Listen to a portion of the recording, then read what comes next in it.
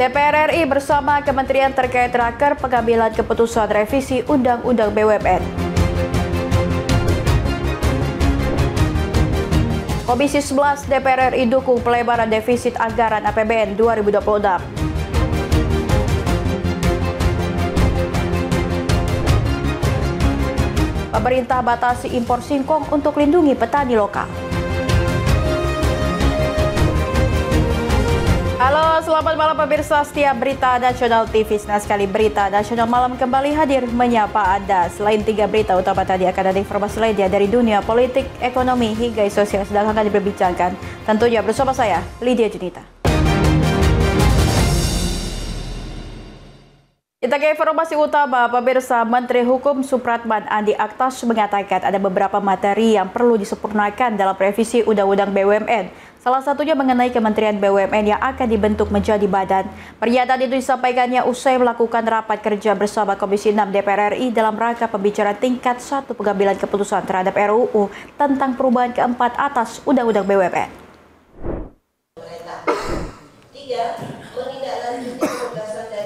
Komisi 6 DPR RI menggelar rapat kerja bersama menteri terkait dalam rangka pembicaraan tingkat 1 pengambilan keputusan terhadap RUU tentang perubahan keempat atas Undang-Undang BUMN. Menteri Hukum Supratman Andi Aktas mengatakan masih ada sejumlah materi yang harus disempurnakan dalam revisi Undang-Undang BUMN sesuai arahan Presiden Prabowo Subianto. Hal itu meliputi rencana Kementerian BUMN yang akan dibentuk menjadi badan untuk mengurusi Danantara, juga mengakomodir putusan Mahkamah Konstitusi yang tidak memperbolehkan rangkap jabatan baik itu menteri maupun wakil menteri. Prinsipnya revisi Undang-Undang BUMN ini, pertama Presiden menganggap bahwa ada beberapa materi yang memang harus kita sempurnakan.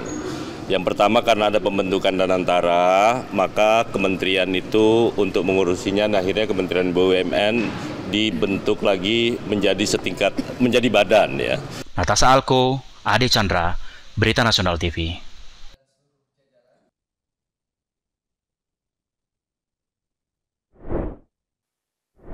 Anggota Komisi 1 DPR RI Nurul Arifin menanggapi pidato Presiden Prabowo Subianto di Forum Internasional Perserikatan Bangsa-Bangsa kemarin. Nurul menilai pidato yang disampaikan Presiden Prabowo Subianto sangat kuat dan penuh gagasan segar khususnya terkait solusi dua negara dalam konflik Palestina-Israel. Anggota Komisi 1 DPR RI Nurul Arifin menilai pidato Presiden Prabowo Subianto di sidang umum ke-80 PBB sangat powerful dan percaya diri. Ia juga menyebut pidato Prabowo tidak hanya fokus pada isu politik luar negeri, tetapi juga menyinggung kemajuan Indonesia di berbagai sektor seperti ekonomi, lingkungan hidup, dan ketahanan pangan. Nurul juga menyampaikan bahwa Indonesia kini mendapat panggung besar di mata dunia. Pertama kesan dulu ya, bicara tentang kesan ini adalah powerful speech ya, sangat powerful, beliau confidence sekali, dan kemudian gagasan-gagasannya dan solusi tentang dua negara itu buat saya benar-benar. Natasha Alko, Ade Chandra, Berita Nasional TV. Forum Muda Indonesia atau Forbit menggelar diskusi yang bertajuk Kepemimpinan Bahlil Masa Depan Golkar dan Arah Politik Indonesia di kawasan Menteng, Jakarta Pusat pada Kamis siang. Dalam diskusi tersebut, aspirasi anak muda Golkar sudah terwakili dengan kepemimpinan Bahlil dan optimis potensi Golkar menjadi partai pemenang di 2029. Sore, salam sejahtera buat kita, Om Swastiastu, nama besar-besarnya buat teman-teman yang sudah hadir. Sejumlah tokoh muda hadir untuk membahas peran kepemimpinan Ketua Umum Partai Golkar, Bahlil Lahadalia, dalam diskusi bertajuk Kepemimpinan Bahlil Masa Depan Golkar dan Arah Politik Indonesia di kawasan Menteng, Jakarta Pusat pada Kamis siang. Aspirasi anak muda Golkar sudah terwakili dengan kepemimpinan Bahlil dan optimis potensi Golkar menjadi partai pemenang di 2029. Ketua Umum Forbit Abu Bakar Solisa menilai Bahlil adalah sosok yang mampu menjadi role model bagi generasi muda Indonesia. Ia menyebut sejak terpilih sebagai Ketua Umum Partai Golkar, Bahlil terus melakukan berbagai terobosan dan komunikasi politik yang intens untuk merangkul kaum muda.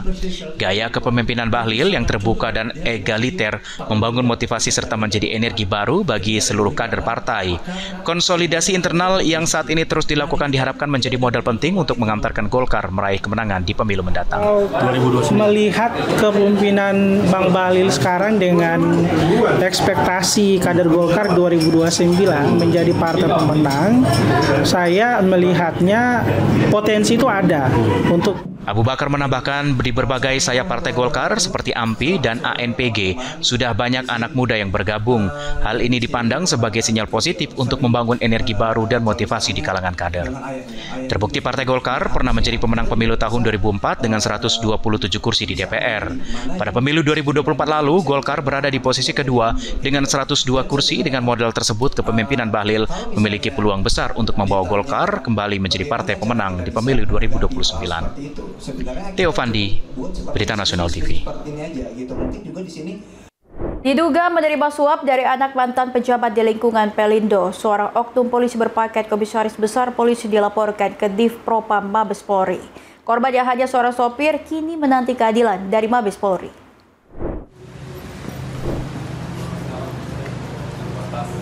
Asril, seorang sopir dari pejabat kepolisian di daerah Sumatera Utara berinisial MHPT, didampingi tim kuasa hukumnya hari ini mendatangi Mabes Polri, Jakarta.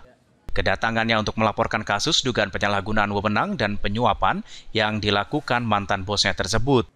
Menurut kuasa hukum pelapor, Asril pernah melaporkan seorang anak pejabat di lingkungan Pelindo atas kasus pengancaman. Namun tak lama usai membuat laporan, dirinya diminta untuk berdamai dengan pihak korban. Sejumlah uang damai yang ditawarkan oleh pelaku pun ditolak korban, namun belakangan diketahui telah terjadi perdamaian tanpa sepengetahuan dirinya dengan uang damai yang mencapai angka ratusan juta rupiah. Bahkan perdamaian yang terjadi membuat pelaku yang sebelumnya sudah ditahan menjadi bebas. Hari ini kita resmi melaporkan salah satu perwira tinggi oknum polisi di Kepolisian Mabes Polri yang saat ini menjabat sebagai Dilemdiklat Mabes Polri. Dalam hal ini yang kita laporkan adalah dugaan kasus penyalahgunaan wewenang kekuasaan, dugaan kasus suap. Dan sekarang saya sudah tidak bekerja dengan beliau. Saya dikorbankan, ditumbalkan, dikambing hitamkan, serta beliau mencari keuntungan finansial dari laporan yang saya buat di Polda Sumut tentang anak seorang pejabat Pelindo yang saya laporkan. Kini korban hanya bisa berharap Polri mau memberikan rasa keadilan terhadap dirinya dengan tanpa memproses laporan yang sebelumnya sudah dilayangkan di Sumatera Utara. Theo Fandi, Berita Nasional TV. Ketua Komisi 11 DPR Misbahun memastikan bahwa pelebaran defisit anggaran APBN 2026 merupakan hal yang positif dan memenuhi aspirasi masyarakat. Menurutnya pelebaran tersebut masih dalam batas aman sehingga diperlukan untuk menciptakan pertumbuhan ekonomi yang lebih cepat. Ketua Komisi 11 DPR RI Misbahun mengapresiasi langkah Menteri Keuangan Purbaya Yudisadewa untuk pelebaran defisit rancangan anggaran pendapatan dan belanja negara atau APBN 2026 sebesar 2,68%. Pelebaran defisit tersebut telah disepakati dalam rapat kerja banggar DPR bersama Kementerian Keuangan di Kompleks Parlemen Senayan, Jakarta. Misbahun mengaku mendapat informasi dari Purbaya bahwa langkah ini merupakan perintah langsung dari Presiden Prabowo Subianto. Dirinya menilai langkah itu menjadi hal yang positif, terlebih diperlukan untuk menciptakan pertumbuhan ekonomi yang lebih cepat. Pelebaran defisit yang dilakukan oleh Pak Purbaya itu adalah sebuah respon yang sangat positif, memenuhi aspirasinya masyarakat. Masyarakat siapa? Masyarakat daerah. Yang disampaikan kepada siapa? Kepada Bapak Presiden Prabowo. Kemudian Bapak Presiden Prabowo menyampaikan kepada Menteri Keuangan, ini ada permintaan aspirasi daerah mengenai transfer daerah, minta ditambah. Saya sudah kasih sekian, tapi daerah masih minta. Kemudian disampaikan kepada Bapak Presiden. Bapak Presiden memerintahkan ke Pak Purbaya. Saya mendapatkan informasi ini langsung dari Pak Purbaya, bahwa beliau diminta menyediakan ruang fiskal yang memadai untuk tambahan transfer ke daerah. Dan ini aspirasi murni daerah. Dan respon Bapak Presiden untuk memerintahkan Menteri Keuangan memberikan respon itu luar biasa kalau menurut saya. Menurut saya luar biasa. Dan perlu diberikan apresiasi. Pak Purbaya telah merespon dua aspirasi, yaitu aspirasi pasar dan aspirasi masyarakat daerah. Yang disampaikan tentunya kepada Bapak Presiden. Dan Pak Purbaya sebagai menterinya Pak Prabowo menjalankan dengan tertib semua instruksi Presiden. Natasha Alko, Adi Chandra, Berita Nasional TV. Dolar di sini dibanding di luar. Saya baru tahu juga. Pemirsa, informasi berita lainnya tentunya kami akan sajikan usai jeda berikut ini. Tetaplah bersama kami di Berita Nasional Malam.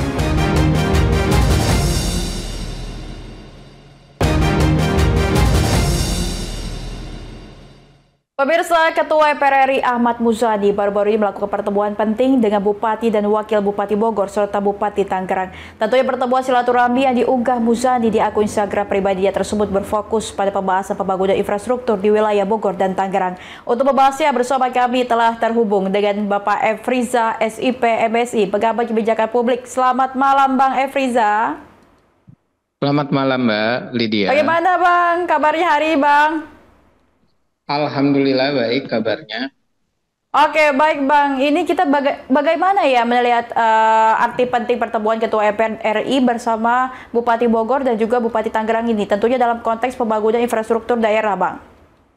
Iya, ini menunjukkan ada semangat keselarasan dan semangat bersama untuk pembangunan, khususnya infrastruktur. Di dalam hal ini kita melihat Pak Ahmad Muzani ini berusaha sebagai Ketua MPR menyelesaikan persoalan yang terjadi antar dua daerah, yaitu Bogor dan Tangerang. Dan persoalan ini diselesaikan dengan cara yang menunjukkan kewibawaan pemerintahan negara kita, bahwa pemerintah pusat itu hadir, bahwa pemerintah pusat itu tidak mengabaikan. Dan ini juga dilakukan oleh Pak Muzani dengan simbol bahwa dia ingin mendengar, mengetahui permasalahannya, dan bersama-sama memecahkan permasalahan di sana. Dan ini terkait dengan jam operasional dari truk tambang yang melintas antara dua daerah tersebut, dari Kabupaten Tangerang dan Kabupaten Bogor. Dan ini membuktikan bahwa bukan soal teknis semata, tapi ini adalah dalam hal tata kelola kebijakan strategis untuk membangun bersama negara ini. Dan tentu saja Bogor juga menggunakan APBD untuk membangun daerah tersebut, menyelesaikan permasalahan tersebut. Dan sudah ada upaya untuk titik terang penyelesaian permasalahan tersebut. Oke, baik Bang. Ini kan Muzani menekankan ya infrastruktur untuk kenyamanan masyarakat tentunya Bang. Menurut Anda sendiri infrastruktur apa yang paling mendesak di wilayah Bogor dan Tangerang ini Bang? Iya, kalau paling mendasar kalau kita melihat bagaimana pengaturan atau aturan-aturan yang telah ditetapkan oleh kedua belah pihak ataupun kedua daerah tersebut, ini jelas. Yang pertama, mereka ingin membangun infrastruktur, di dalam hal ini ruas-ruas jalan. Yang kedua, mereka ingin membangun infrastruktur bersama. Artinya ada keselarasan, ada kesadaran bersama antar wilayah-wilayah dalam hal ini yang berhubungan juga dengan pemerintahan atau dengan pusat. Dan ini tentu strategis, dan kita bisa melihat ruas-ruas jalan yang sedang dibangun oleh Kabupaten Bogor tentu sangat berdampak nantinya dengan keinginan dari Tangerang. Dan ini artinya juga membangun distribusi ekonomi di masyarakat sekaligus membangun kesejahteraan di masyarakat. Jadi pembangunan ruas jalan ini yang diprioritaskan menjadi sebuah pembangunan yang sinergi antara nasional, sinergi antar daerah, khususnya juga Provinsi Jawa Barat yang membangun 66 ruas, kemudian sisanya sekitar 13 ruas, dan dia dalam hal ini Kabupaten Bogor, bupatinya, dia menjelaskan pembangunan ini untuk menyelesaikan. Jadi bukan sekedar dalam hal ini pengabaian, tapi ini memang sedang dalam proses untuk sama-sama membangun daerah lebih baik. Oke, baik Bang. Berarti terkait infrastruktur ini sudah ada titik terangnya juga ya Bang ya? Bang, ini komitmen pemerintah daerah yang selalu digaungkan. Namun bagaimana publik ini bisa menilai komitmen itu ternyata bukan sekedar retorika? Apakah ada indikator transparansi atau akuntabilitas yang jelas Bang? Ya, kalau melihat transparansi jelas. bahwa ada transparansi dalam hal ini, sinergi di antara kedua belah pihak, dan mereka juga sudah beberapa kali rapat. Pertama, rapat dengan Pak Muzani, Ahmad Muzani sebagai bagian dari legislatif dari tingkat pusat dengan Kabupaten Bogor dan Kabupaten Tangerang, kemudian antar dua daerah tersebut, Kabupaten Bogor dan Kabupaten Tangerang. Dan ini menjelaskan transparansi ini adalah apa yang diinginkan oleh masyarakat, apa yang dikeluhkan oleh masyarakat ini dibahas. Bahkan peraturan bupati antar mereka pun berusaha untuk disinkronkan, dicari titik temu di antara mereka. Awalnya mereka saling merespon dengan ya sudah, kita masing-masing berdiri menjalankan kebijakan masing-masing. Namun dalam hal ini 5 hari yang lalu sudah jelas bahwa ada keinginan bersama menyelesaikan persoalan ini.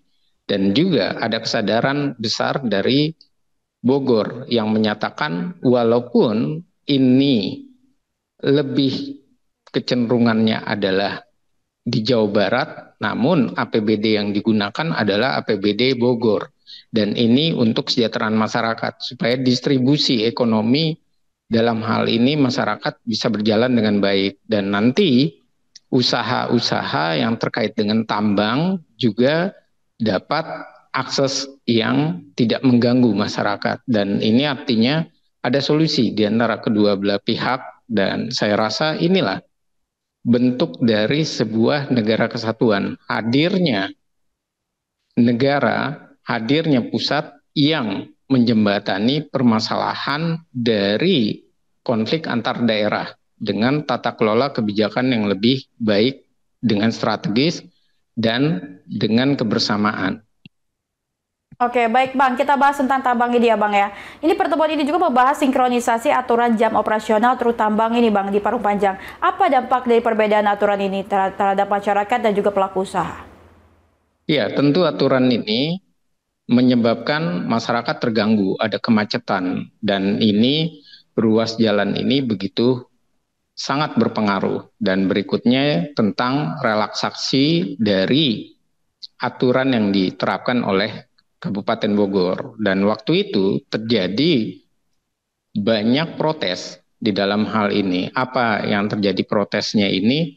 Bagaimana situasi ini bisa mengancam distribusi ekonomi.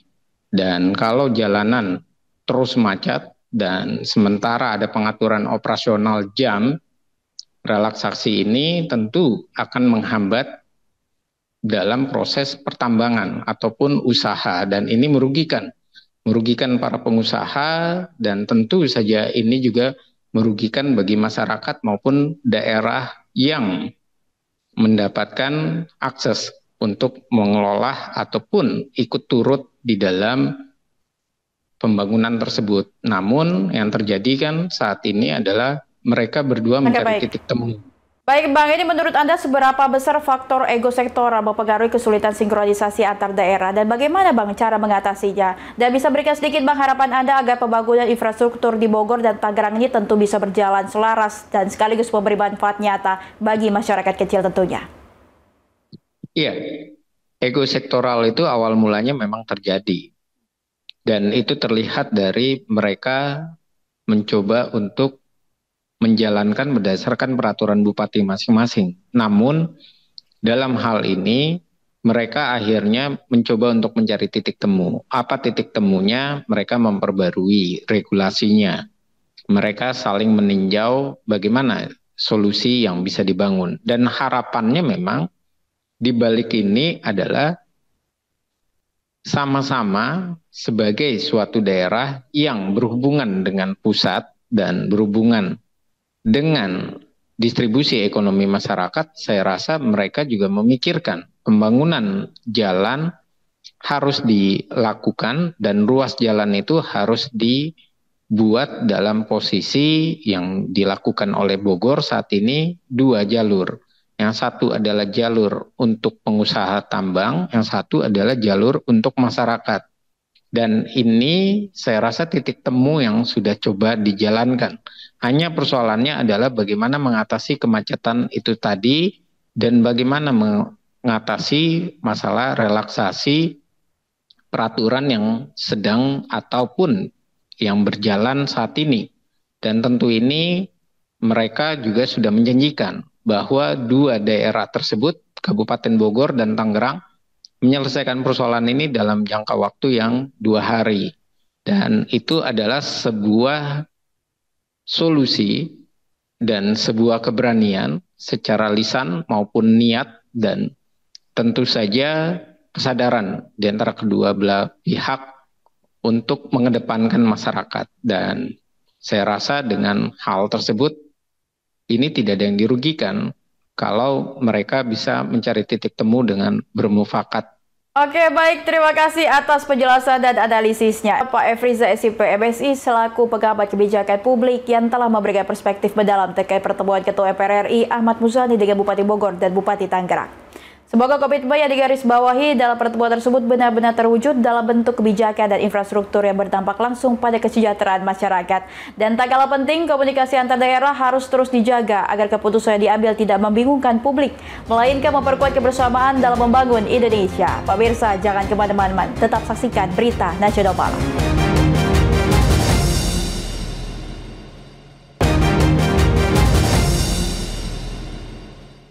Anda kembali bersama kami di Berita Nasional Malam. Pemirsa, pemerintah menegaskan komitmennya melindungi petani lokal dengan membatasi impor sejumlah komoditas pertanian, terutama singkong dan tepung tapioka.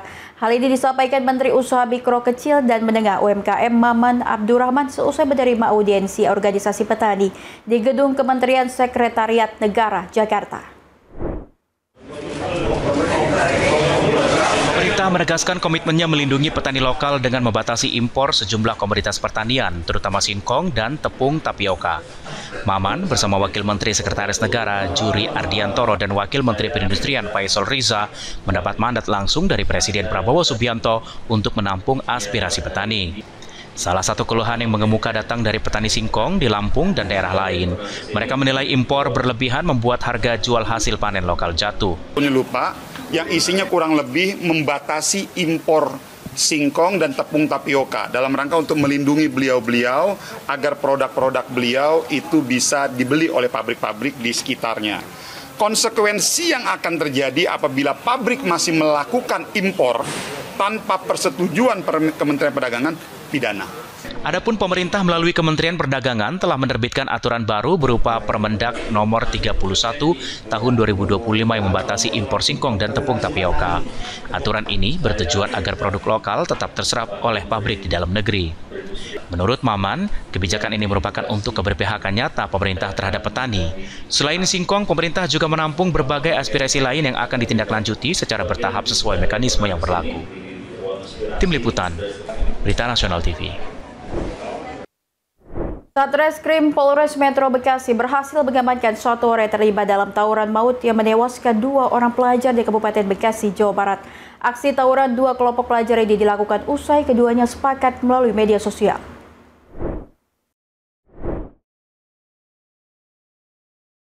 Aksi tawuran 2 kelompok pelajar pecah di Jalan Raya Pantura Urip Sumoharjo, Cikarang Utara, Kabupaten Bekasi, Jawa Barat.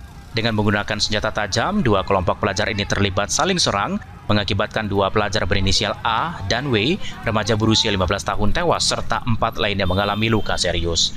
Setelah melakukan penyelidikan, polisi menetapkan 1 orang remaja yang masih di bawah umur sebagai anak berhadapan dengan hukum dan sudah ditetapkan tersangka.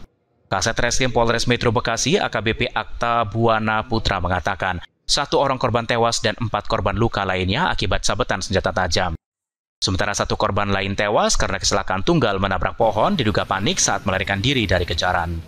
Polisi menyebut aksi tawuran ini sudah direncanakan sebelumnya melalui media sosial, di mana para remaja berjanji untuk bertemu dan melakukan aksi tawuran. Kemudian untuk korban A, kami sudah melakukan upaya penyidikan. Kami sudah menetapkan pasal 170 terkait pengeroyokan terhadap korban dan sudah kami amankan 1 anak di bawah umur ABH dengan inisial R yang diduga ikut dalam kejadian tersebut. Hingga kini, petugas masih melakukan pengembangan dan memburu pelaku lain yang terlibat aksi tawuran. Pelaku yang berhasil diamankan terancam pasal 170 KUHP dengan ancaman hukuman hingga 12 tahun penjara. Dari Bekasi, Tim Liputan, Berita Nasional TV. Pemirsa, demikian Berita Nasional Malam telah menemani Anda. Saya Lydia Junita beserta kurir bertugas mohon pamit undur diri. Selamat malam dan selamat beristirahat.